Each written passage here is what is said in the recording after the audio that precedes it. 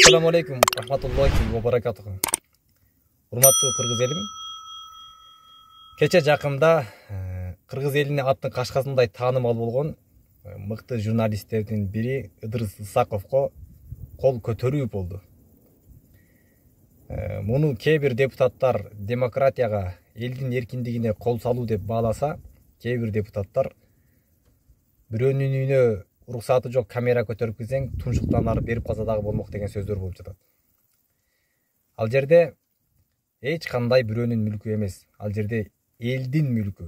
Элдин мүлкү болгон жерге каалаган адам каалагандай учурда кирип, каалаган нерсесин кылса болот.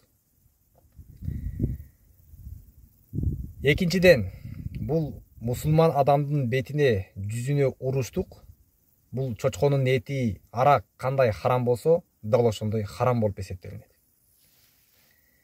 Ошондуктан бул Ыдырыс Ысаковго кол көтөргөн кишинин кылган кылыгы бул эч кандай туура эмес.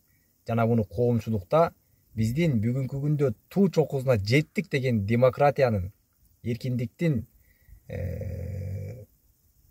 өзүнө кол салуу деп бааласак болот.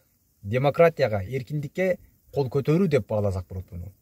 Ошондуктан урматтуу кыргыз элим, чындык ачуу болот. Дайыма чындыкты айткан блогерлерди, журналисттерди колдошубуз керек. Ал эми жөнү жок жала жаап, болбогон нерсени болтурган адамдарга, аларга дагы калыстыгыбызды айтышыбыз керек, урматтуу туугандар.